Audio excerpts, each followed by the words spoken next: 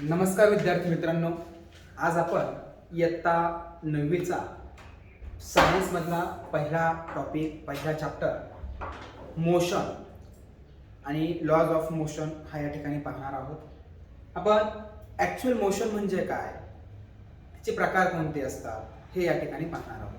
चला तर मग सुरुवात करूया मोशनला. आता या ठिकाणी तुमच्या लक्षात येत असेल, या पिक्चरमध्ये आपल्याला वेगवेगळे ऑब्जेक्ट्स मूव्हिंगमध्ये सापडतात. नंबर 1 आपल्याला या ठिकाणी एक कार दिसते. ही कार काय करते? Car continuously move one place to another place, one place to another place. या कंडिशन मध्ये आपण असं म्हणू शकतो की ही जी काही कार आहे ही मोशन मध्ये आहे. So we can say that a car is in a motion. Another picture, a cycle. Cycle सुद्धा काय करते? One place to another place काय करते? मोशन मध्ये आहे. म्हणजे जशी वेळ निघत असेल, जशी वेळ पास होत असेल, त्या पद्धतीने त्या सायकलचं जे काही डिस्टन्स असेल ते चेंज होत असेल किंवा त्याची जी काही पोझिशन असेल ती पोझिशन चेंज होत असेल. अनदर एक्झाम्पल, या ठिकाणी फ्लाइंग ऑफ अ बर्ड्स दिसत आहेत. पक्षी आकाशामध्ये उडत आहेत. हे जे काही आकाशात उडणारे जे काही पक्षी असतील, हे पक्षी due to the duration of the time, जसा वेळ पास होईल त्या पद्धतीने त्यांची पोझिशन काय करतायत? चेंज करतात. म्हणजे मोशन म्हणजे काय? तर मोशन म्हणजे एक अशी कंडिशन असेल, अशी मेथड असेल की यामध्ये कोणताही object with respect to time त्याची पोझिशन, त्याचं प्लेस काय करतो? चेंज करत असतो. याला आपण काय म्हणतो? मोशन असं या ठिकाणी म्हणत असतो. चला मग या ठिकाणी आपण अभ्यासूया what is the actual meaning of motion. We observe that the objects are in motion. आता आपण या ठिकाणी पाहतोय की हे जे काही ऑब्जेक्ट्स आहेत, अ मूव्हिंग कार, अ मूव्हिंग बायसिकल और फ्लाइंग अ बर्ड, हे काय आहेत? हे आहेत एका पर्टिक्युलर मोशन मध्ये. हे कशामध्ये आहेत? मोशन मध्ये. आपण यांना मोशन मध्ये आहेत असं का म्हणतो? तर याचं रिझन आहे, मोशन आहे असं का म्हणतो? Because of due to the particular time ते ऑब्जेक्ट जे काय असते ते त्यांची पोझिशन काय करतात? चेंज करतात. ऑब्जेक्ट्स काय करतात? त्यांची पोझिशन काय करतात? चेंज करतात. म्हणून आपण त्यांना मोशन मध्ये आहोत असं या ठिकाणी म्हणत असतो. So let's start. What is the motion. आपण मोशन म्हणजे काय याचा या ठिकाणी अभ्यास करायला सुरुवात करणार आहोत. Okay, let us consider an example of a motion. आपण काय करूयात? मोशनचे काही एक्झाम्पल्स या ठिकाणी घेण्याचा प्रयत्न या ठिकाणी करूयात. सपोज अन ऑब्झर्वर, एक ऑब्झर्वर आहे, एक पाहणारा व्यक्ती असेल, तो काय करतो? एका कारकडे पाहतोय. या ठिकाणी पहा, या ठिकाणी तुम्हाला ऑब्झर्वर दिसतोय. हा ऑब्झर्वर काय करतोय? या कारकडे पाहतोय. जेव्हा ऑब्झर्वर या कारकडे पाहत असेल आणि ही कार जर मोशन मध्ये असेल, ही जर कार मोशन मध्ये असेल, तर ती तिची जी काही जागा असेल, तिचं जे काही प्लेस असेल, ती काय करणार आहे? चेंज करणार आहे. आता या ठिकाणी observer at a constant place, एका पर्टिक्युलर जागेवर तो ऑब्झर्वर असणार आहे. आणि ही जी काय कार असेल, ही काय करणार आहे? एका जागेवरून दुसऱ्या जागेवर मूव्ह करणार आहे. Let's consider a car is a moving. आता या ठिकाणी काय झालं पहा, ही जी काही स्टेशनरी कार होती ही काय झाली आहे? मूव्ह झाली आहे. काय झाली आहे? मूव्ह झाली आहे. अ car is a moving, a car is a moving. That time we can say that the position of a car, the position of a car is changing with respect to its surrounding, with respect to its surrounding. Hence we can say that a car is in a motion. त्याच्यावरून आपण काय म्हणू शकतो? The car is in a motion. The car is in a motion. A body is said to be in motion where it changes its position with respect to its surrounding. Is called motion. Is called motion. Okay. Next, this is another one example. काय आहे या ठिकाणी example मध्ये? A clock. काय दिलाय? A clock. And a clock मध्ये जे काही त्याचे काटे असतील, आपण हँड्स ऑफ अ क्लॉक असं म्हणूया. Okay, a second hand, a minute hand आणि अवर हँड. ओके, म्हणजे सेकंद काटा, मिनिट काटा आणि तास काटा हे पर्टिक्युलर टाइम नुसार त्यांची पोझिशन काय करतायत? चेंज करतायत. त्यांची पोझिशन काय करतायत? चेंज करत असतात. मग यामध्ये the position of the hands of a clock changes continuously. म्हणजे या घड्याळाचे जे काही काटे असतील हे कंटिन्युअसली त्यांची पोझिशन, त्यांची जागा काय करतायत? चेंज करतायत किंवा बदलत असतात. So hands of a clock is in A motion. त्याच्यामुळे आपण काय म्हणू शकतो? तर त्याच्यामुळे आपण त्यांना काय म्हणू शकतो की हे जे काही क्लॉक आहे हे कशामध्ये आहे, मोशन मध्ये आहे. क्लॉक कशामध्ये आहे, मोशन मध्ये आहे. Okay, another example. या ठिकाणी तुम्हाला खूप छानसा असा निसर्ग दिसतोय आणि याच्यामध्ये एक फ्लोइंग ऑफ वॉटर दिसतंय. आपण रिव्हर असं म्हणूया. ही रिव्हर काय करते, पाण्याला वाहून नेण्याचं काम करते. वॉटर H2O पाण्याला वाहून नेण्याचं काम करते. मग याच्यामध्ये वॉटरचे नंबर ऑफ मॉलिक्युल्स असतील, नंबर ऑफ मॉलिक्युल्स त्या ठिकाणी H2O चे प्रेझेंट असतील. मग हे जे काही वॉटर असेल हे काय करतंय, मूव्ह करतंय, म्हणजे त्याची जागा बदलण्याचं काम करतंय, त्याची जागा बदलण्याचं काम करतं. म्हणून या ठिकाणी water is in A motion. So in a river the position of water changes continuously. In a river the position of water changes continuously. So आपण काय म्हणू शकतो, it is in a motion. So water is in a motion. लक्षात आलं.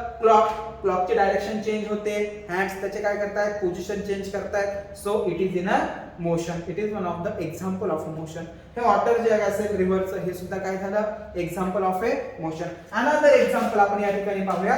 Example number 3. काय दिसतंय या ठिकाणी तुम्हाला, सन दिसतोय. काय दिसतोय, सन. आणि ह्या सन भोवती म्हणजे सूर्याभोवती आपली अर्थ असेल, आपली पृथ्वी असेल, ती काय करते, रोटेशन्स करते. काय करते, रोटेशन्स करते. म्हणून आपण म्हणू शकतो the earth is revolves around the sun. The earth is revolves around the sun. ही जी काही पृथ्वी आहे ही सूर्याभोवती गोल गोल फिरण्याचं काम करते. ही जी काही पृथ्वी असेल ही सूर्याभोवती गोल गोल फिरण्याचं काम करते. म्हणजे आपली जी काही अर्थ असेल ही पर्टिक्युलर टाइम नुसार तिचं जे काही प्लेस असेल ते चेंज करण्याचं काम करते. काय करण्याचं काम करते, पर्टिक्युलर टाइम नुसार ती काय करण्याचं काम करते, चेंज करण्याचं काम करते. म्हणजे तिची पोझिशन बदलते. So earth is in a motion. Let's due to the revolution the position of the earth with respect to time changes continuously. So earth is in a motion. Earth is in a motion. ही झाली examples, मोशनची काही examples. Okay, अशी खूप सारी examples आपल्याला या ठिकाणी पाहायची आहेत. ओके, नेक्स्ट टॉपिक आपण या ठिकाणी पाहतोय. नक्की रेस्ट म्हणजे काय, मोशन म्हणजे गती तुम्हाला समजलं. मोशन म्हणजे any particle with respect to time त्याची पोझिशन काय करतो, चेंज करतो, त्याची जागा काय करतो, बदलतो. त्याला आपण मोशन असं म्हटलं. रेस्ट म्हणजे काय, तर एका जागेवर स्थिर असणं, म्हणजे स्वतःची जागा न बदलणं, स्वतःची जागा न बदलणं. Let's consider an example of an observer observing the car stopping at a signal. आता आपण असं कन्सिडर करायचंय की एक ऑब्झर्वर आहे, एक पाहणारा व्यक्ती असेल, एक मुलगा असेल.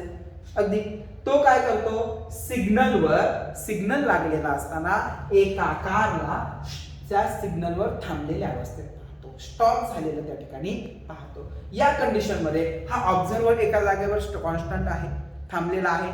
आणि जे काही दुसरी ऑब्जेक्ट्स असतील ते ऑब्जेक्ट सुद्धा काय आहे, जागेवर थांबलेला आहे. यामध्ये पर्टिक्युलर टाइम ड्युरेशन होणार आहे, एक विशिष्ट वेळ त्याच्यामध्ये निघून जाणार आहे. पण ती वेळ निघून गेल्यानंतर देखील आपल्याला हे जे काही ऑब्जेक्ट असेल ते एकाच जागेवर थांबलेले दिसणार आहे. म्हणजे ते रेस्ट कंडिशन मध्ये असणार आहे, ते स्टेशनरी कंडिशन मध्ये असणार आहे. कशामध्ये असणार आहे, स्टेशनरी कंडिशन मध्ये असणार आहे. The position of a car is not changing with respect to surrounding. The position of a car not changing with respect to its surrounding. आता कारची जी पोझिशन असेल ती सराउंडिंगच्या माध्यमातून, आजूबाजूच्या माध्यमातून ती बदललेली नसणार आहे, म्हणजे जागेवर असणार आहे. यालाच आपण स्थिर वस्तू आहे असं म्हणूयात, म्हणजे रेस्ट आहे असं म्हणूयात. So the car is at rest. So the car is at rest. Okay, next. A body is said to be a rest when does not changes its position with respect to its surrounding. With respect to its surrounding. याला काय म्हटलं जातं, तर याला rest condition असं या ठिकाणी आपण म्हणत असतो. याला रेस्ट कंडिशन असं म्हटलं जातं. आता रिलेटिव्ह मोशन हा एक टॉपिक आहे. रिलेटिव्ह मोशन म्हणजे काय, तर एक कोणताही ऑब्जेक्ट पर्टिक्युलर ऑब्झर्व्हरला मोशन मध्ये आहे असं लक्षात येईल. तो त्याच्या भोवती फिरतोय किंवा त्याची प्लेस चेंज करतोय असं लक्षात येईल. पण त्याच वेळेस दुसऱ्या कोणत्या तरी ऑब्झर्व्हरला तो कॉन्स्टंट आहे, एकाच जागेवर आहे असं समजेल, त्याला म्हणतात रिलेटिव्ह मोशन. त्याला काय म्हणतात, रिलेटिव्ह मोशन. आता या ठिकाणी अर्थ आहे, पृथ्वी आहे ती काय करते, स्वतःभोवती रोटेशन्स करते, स्वतःभोवती गोल गोल फिरण्याचं काम करते. आणि याच कंडिशन मध्ये या ठिकाणी आपण मून आहे असं समजूया किंवा अदर एनी प्लॅनेट्स आहे असं आपण समजूया. या कंडिशन मध्ये हा जो काही एलियन्स आपल्याला दिसतो तर तो आपण या ठिकाणी ऑब्झर्वर म्हणून घेणार आहोत. आणि आपल्या अर्थ मध्ये आपण एक स्टॅच्यू या ठिकाणी आपण घेणार आहोत. स्वातंत्र्य देवतेचा पुतळा आहे तो. आता यामध्ये काय होतंय पहा, यामध्ये अ body can be moving for one observer and the same time the rest for another observer. एक बॉडी आपल्याला अर्थ मध्ये आपल्याला ही जी काय आहे ही कंटिन्युअसली मुव्हिंग आहे असं आपल्याला जाणवेल. बरोबर आहे. किंवा का बरं जाणवेल तर अर्थ काय होते, रोटेशन्स मध्ये आहे. अर्थ काय रोटेशन्स मध्ये आहे. हे कोणाला जाणवणार आहे तर या ठिकाणचा जो काही एलियन हा ऑब्झर्वर असेल त्या एलियन्सला ही काय जाणवणार आहे, ही बॉडी रोटेशन्स मध्ये असेल. पण आता दुसरा ऑब्झर्वर जो या अर्थवर प्रेझेंट असेल, या पृथ्वीवर असेल, त्याला ही बॉडी रोटेशन्स मध्ये जाणवेल का, ती गोल गोल फिरताना जाणवणार आहे का, नाही जाणवणार. जाणवणार आहे का, नाही. म्हणजे एकच ऑब्जेक्ट, एकच बॉडी, पर्टिक्युलर ऑब्जेक्ट एकाच वेळेस काही व्यक्तींना मोशन मध्ये आहे अशी जाणवेल आणि काही ठिकाणी ती स्टेशनरी आहे किंवा रेस्ट कंडिशन मध्ये आहे अशी जाणवेल. अशा कंडिशनला आपण रिलेटिव्ह मोशन असं म्हणतो. आपण काय म्हणतो, रिलेटिव्ह मोशन असं म्हणतो. आणि हे कशावर डिपेंड करतं, it is totally depend on the observer. हे कशावर डिपेंड असतं, ऑब्झर्वर या ठिकाणी डिपेंड असतं. आता या ठिकाणी मला एक दोन क्वेश्चन्सची आन्सर्स तुम्ही द्यायची. What is the first question asking for your exam. Number 1 काय दिलाय, motion is said to be. Motion is said to be relation, relative, changing आणि none. Yes, motion is said to be a relative motion. काय म्हटलं जातं, relative motion. Next question, when in motion of a body changes its dash dash with respect to its surrounding, changes its position. Answer काय येईल, position. And next question, an object may appear to be moving for one person and dash dash for another person. It is known as the stationary. काय म्हटलं होतं मी तुम्हाला, stationery असं म्हटलं होतं. पहा, रिलेटिव्ह आहे, पोझिशन आहे आणि काय आहे, स्टेशनरी आहे. सो नेक्स्ट टॉपिक आपण या ठिकाणी घेणार आहोत. या ठिकाणी what is the main definition of a motion. Motion म्हणजे काय, त्यानंतर रेस्ट म्हणजे काय आणि रिलेटिव्ह मोशन म्हणजे काय. एकदा आपण पाहूया. Number 1, what is the motion. Motion, a body is said to be in motion if its changes its position with respect to its surrounding, it's called motion. जेव्हा एखादी वस्तू, एखादी बॉडी ही काय करते, तिची पोझिशन चेंज करते तिच्या सराउंडिंगच्या माध्यमातून किंवा सराउंडिंगच्या मानाने विथ रिस्पेक्ट टू टाइम, त्याला आपण मोशन असं म्हणतो. रेस्ट म्हणजे काय, a body is said to be at rest if does not change its position.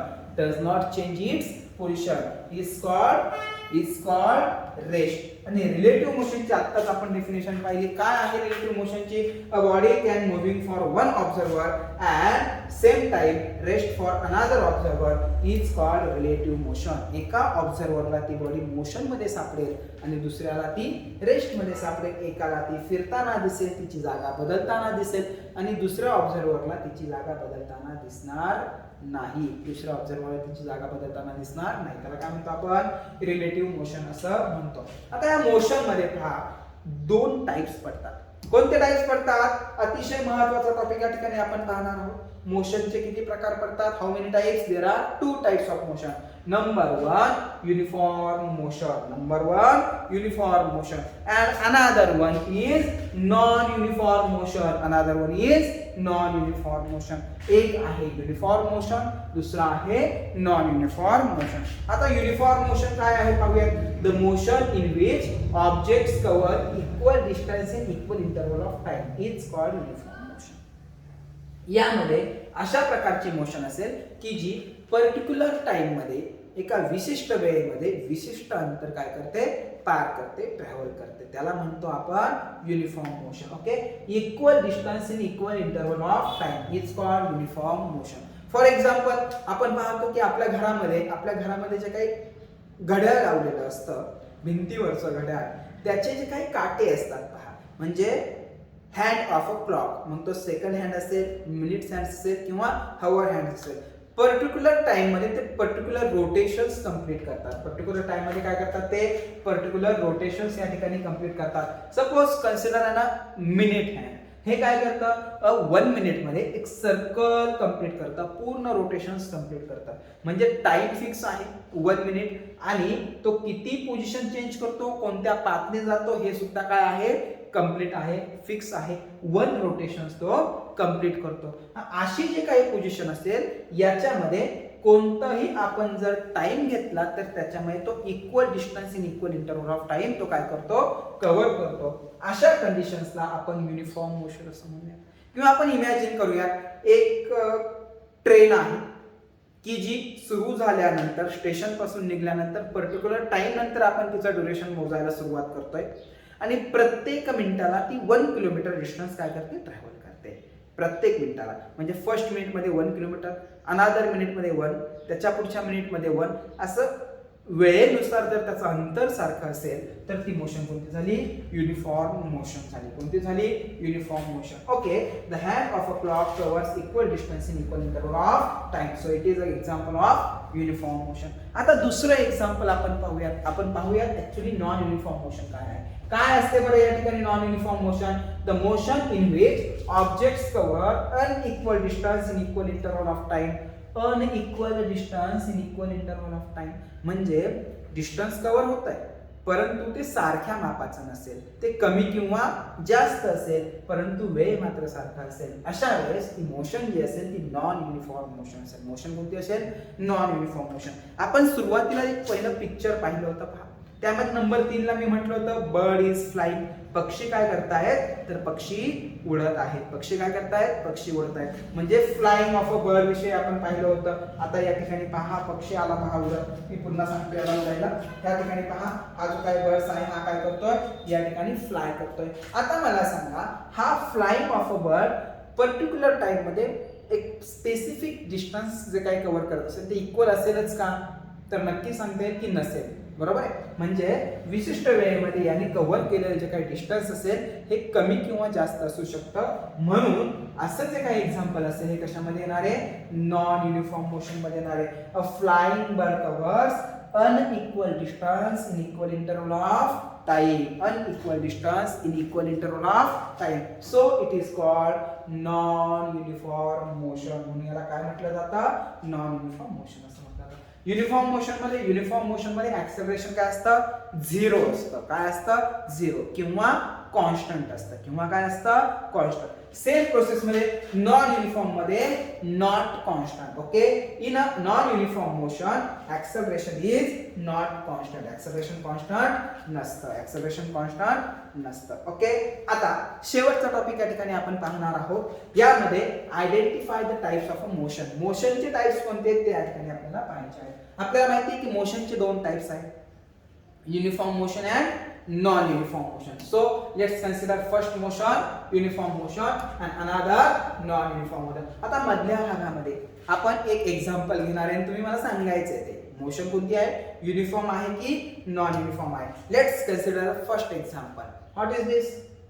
This is an atom. हा काय आहे एक ॲटम आहे. ॲटम मध्ये काय आहे तर प्रोटॉन न्यूट्रॉन आणि इलेक्ट्रॉन्स दाखवले. हा जो काही मधला पोर्शन असेल तो ब्लूइश कलरचा दिसतोय तो आहे न्यूक्लियस. काय आहे nucleus. And nucleus present proton and neutron. We also know that proton having positive charge, neutron having no charge. Proton having positive charge and neutron having no charge. आता बाहेरच्या ज्या काही सेल्स असतील किंवा त्याला आपण ऑर्बिट्स पण म्हणूयात, त्यांची नावं पण आपल्याला माहिती असतात. के एल एम एन या नावाने आपण त्यांना ओळखतो. आता या ठिकाणी काय होतं हा जो काही इलेक्ट्रॉन्स असतो हा कंटिन्युअसली मूव्ह करतो, गोल गोल फिरण्याचं काम करतो. Okay, motion of an electrons round the nucleus. हा इलेक्ट्रॉन्स या न्यूक्लियस भोवती सर्क्युलर पाथने फिरण्याचं काम करतो. मग याची मोशन कोणती असेल. आपण पाहिलं फर्स्ट एक्झाम्पल क्लॉकचं. ती कोणती मोशन होती तर ती होती युनिफॉर्म. याच पद्धतीने हे इलेक्ट्रॉन सुद्धा काय करतात एका विशिष्ट वेगाने फिरतात.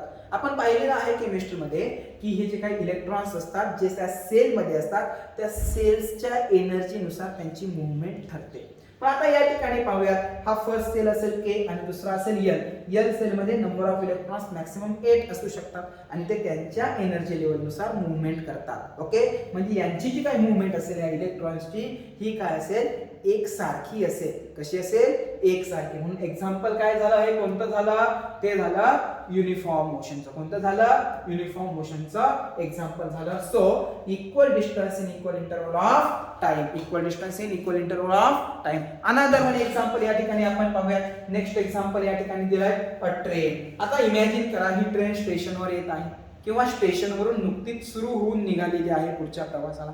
या कंडिशन मध्ये ही train equal distance equal time मध्ये कव्हर करेल का, तर नाही. सपोज ट्रेन जर स्टेशनवरून निघालेली असेल तर फर्स्ट मिनिटला तिचा स्पीड असेल suppose 1 to 5 kilometre per hour, then 10 kilometre, 15 kilometre, 20, 30, 40, 50. हा स्पीड तिचा काय होणार आहे, इन्क्रीज होत जाणार आहे. काय होत जाणार आहे, इन्क्रीज होत जाणार आहे. जसा स्पीड इन्क्रीज होईल तसं तसं तिने इंटरवल, एक particular time of interval of जो काही असेल, एक मिनिट असं आपण म्हणूया, त्या मिनिटामध्ये डिस्टन्स जे काही कव्हर केलं असेल ते इक्वल असेल की चेंज असेल, नक्कीच चेंज असेल, त्याच्यामध्ये बदल असेल, ते इन्क्रीज होत जाईल जर ट्रेन स्टेशनवरून निघालेली असेल तर.